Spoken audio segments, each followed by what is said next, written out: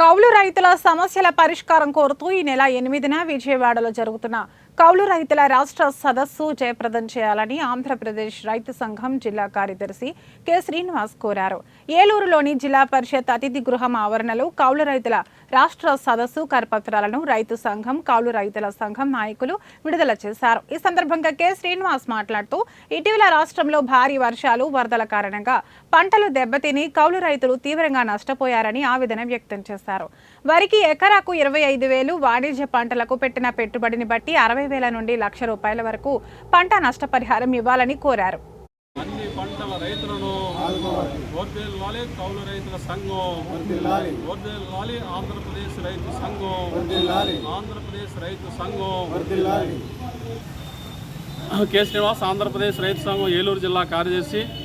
ఇవాళ కౌలు రైతుల సమస్యల పరిష్కారం కోసం ఈ నెల 8వ తారీఖున విజయవాడలోని మాకినేని బసవపున్నయ్య ఎంబీ విజ్ఞాన కేంద్రంలో కౌలు రైతుల రాష్ట్ర సదస్సు జరుగుతూ ఉన్నది. ఆ సదస్సు యొక్క కరపత్రాలని ఈరోజు ఏలూరులో విడుదల చేయడం జరిగింది. 8వ తారీఖున జరుగుతున్న కౌలు రైతుల రాష్ట్ర సదస్సులో ఈ జిల్లాలో ఉన్న కౌలు రైతులు పెద్ద సంఖ్యలో పాల్గొని జయప్రదం చేయాలని చెప్పేసి విజ్ఞప్తి చేస్తూ ఉన్నాం.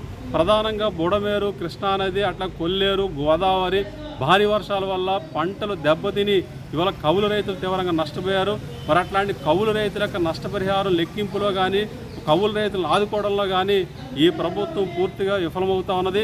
గుర్తించడంలో కూడా ఆలస్యం చేస్తూ ఉన్నది, ఇబ్బంది పెడతా ఉన్నది. ఈ క్రాప్తో నిమిత్తం లేకుండా కౌలు రైతుల పేర్లు నమోదు చేయాలని చెప్పేసి కోరినా సరే ఆ రకంగా పంట నష్టాల నమోదులో కౌలు రైతుల పేర్లు చోటు చేసుకోలేదు. దీనివల్ల కూడా కౌలు రైతులకు నష్టపరిహారం వచ్చే పరిస్థితి కనబడట్లేదు.